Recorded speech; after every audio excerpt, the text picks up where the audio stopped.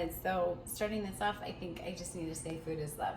And I just got done telling my friend Tasha, whose kitchen this is, that one of my love languages is cooking for people. So we are cooking for Tasha today and doing a lesson on pitas. And I'm actually really glad that she suggested that we film it, just because I've been meaning to film this for a long time, and doing things at my house, I overthink it. So we're in the moment, running clothes, we're making pitas. We're making pitas for chicken pitas. It's a dinner. It's one of the listed items with the particular recipe on my blog. We also use pitas to make individual pizzas, or we just straight up eat it with Nutella. It's so yummy. And it's one of the things that you do with just the plain natural yeast dough. So this is just a bowl of bread dough. If we were making it in the oven, we would take it straight from this, squish it in half, or make one huge loaf and stick it in the oven. But today we're making pitas.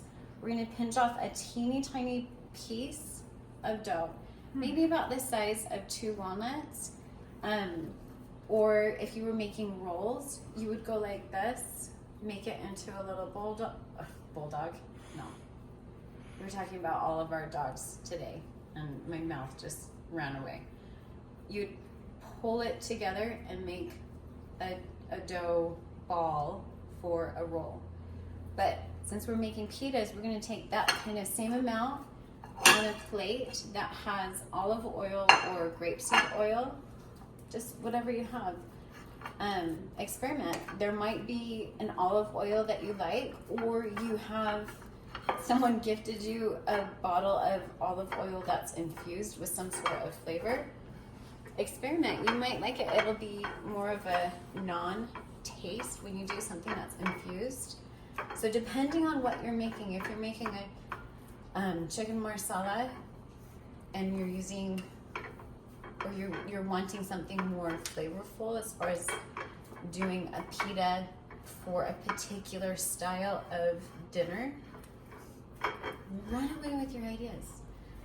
It's one of those things where you can just kind of use half the dough and make a plain pita and then experiment with others. So what I'm doing with the plate is I'm actually squishing it and flipping it. So similar to when you make a pizza dough, you're just taking the amount of dough that you have and trying to flatten it out.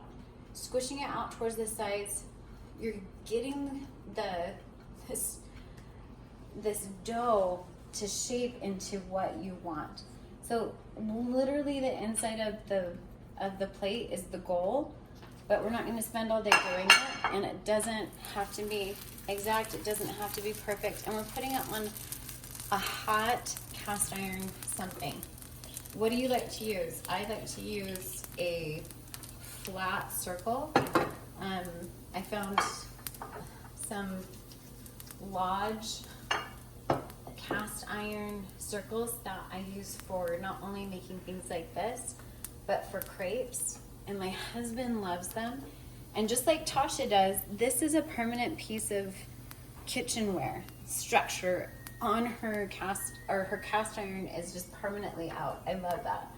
My little rounds that I found at Kroger from that Lodge brand, 1 or 2 of them are forever out on my stovetop, because that's what we use instead of a toaster. We don't use a toaster, so I'm instantly making pitas or toast or grilled turkey cheese sandwiches, or what else do I do? French toast. I just constantly have something out, so it's a quick whatever.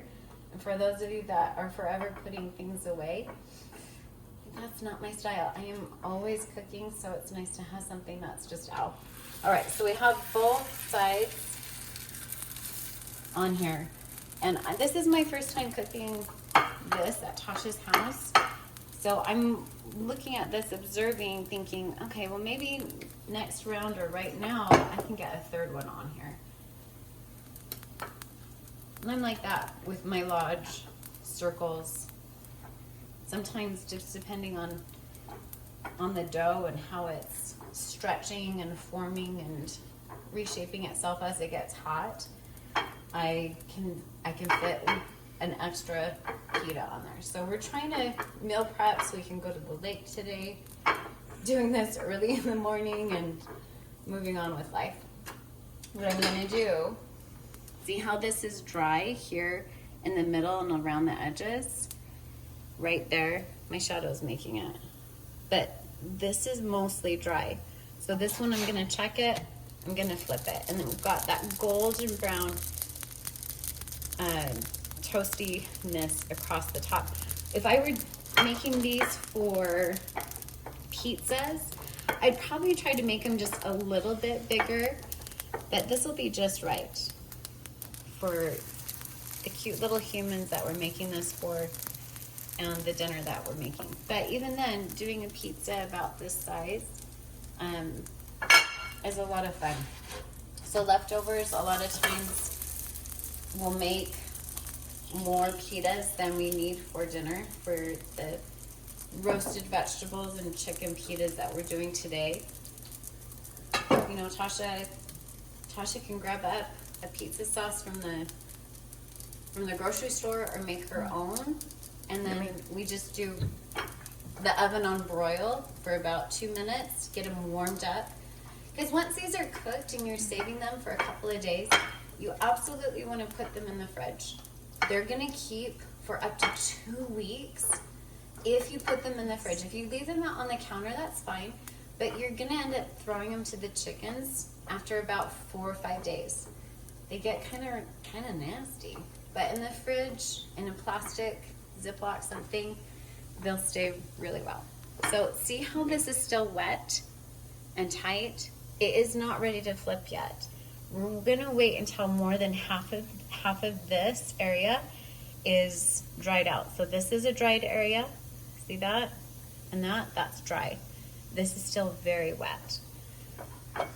Once it's flipped once, you're gonna have to flip it again every once in a while just to kind of check on it.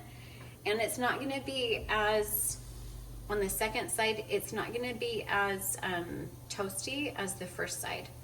It's just the structure of it. It's got big bubbles. So what you can do is kind of flatten it out, maybe get a little bit more toasty, or just done. This one's already done. We're gonna cool it on a cooling rack.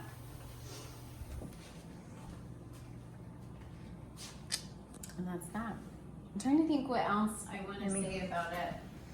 But this can get going pretty fast, especially on a cast iron griddle like this, where you're just moving through and getting lots done all at the same time. It's cute. I've got a couple of kids trained up on how to do this at home, so I'll make this their family job if I'm running late in my life.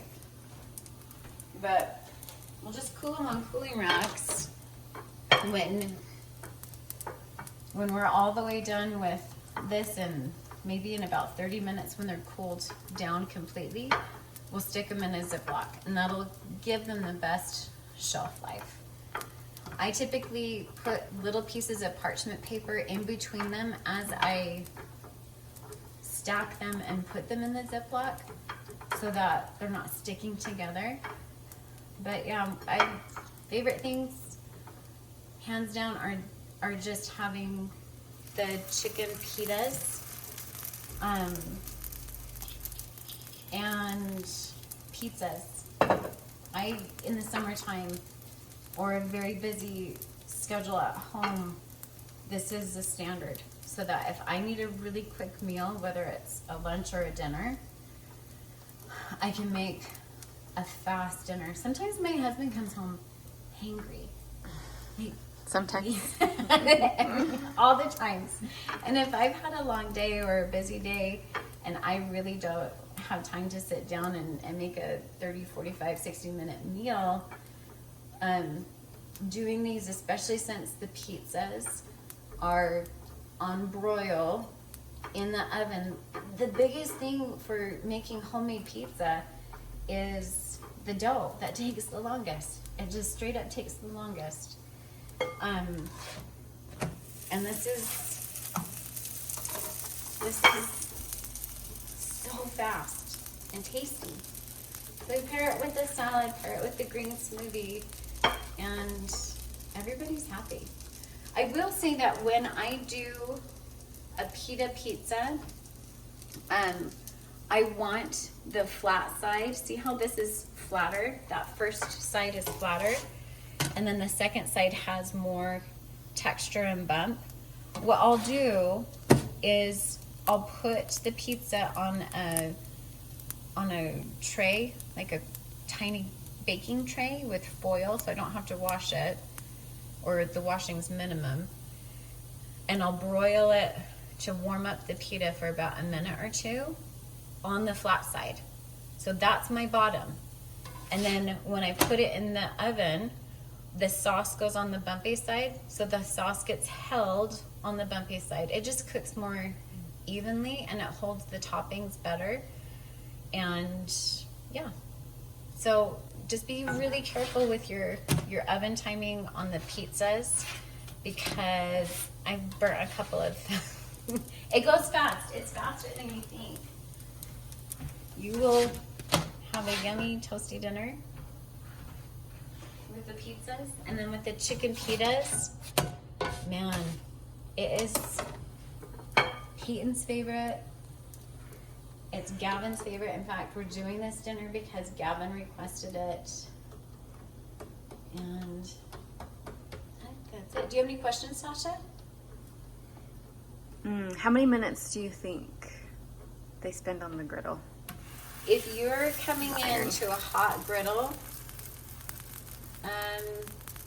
probably 3 minutes on two to 3 minutes on that first side, and then 2 minutes on the other. So a total of about 5, which is why you can come in here and do one and then do another one. Because once you start kind of doing the okay, what's next, you're spending a couple of minutes pushing out while this one's getting toasty. So by the time I'm ready to put this one that I'm pushing out on the griddle, this one's ready to flip and move forward. So I really like this. I mean, did this come with your stove, or did you buy this? It came with it. I need to look and see if my stove has one. I love that. Yeah, I do too. So yeah, I think that's it. Enjoy. Get a Costco-size package of Nutella. You don't have to do this for dinners. In fact, you know what? I found at Kroger a spread called Cinnamon Toast Crunch, gluten-free. It's gluten-free. I did pitas for when I was young women's president. We would do activities, and I would do pitas and just have cinnamon and honey and Nutella and that Cinnamon Toast Crunch. I bet that sounds spread, and that's what the treat was. So if you wanted to even just have this as a hot, yummy treat, and just do that. It's almost like a healthy elephant ear. All right, y'all. Thank you for watching. Hop onto my blog. Look at all the different recipes for not just pitas, but the natural yeast bread. It's a dough that you can use in so many different ways, whether you're just making a loaf or cinnamon rolls or orange rolls, pizza. What else do we do with it? French, all the things that we do with it. Have fun, experiment. Let me know what your favorite way is to use a bowl of dough.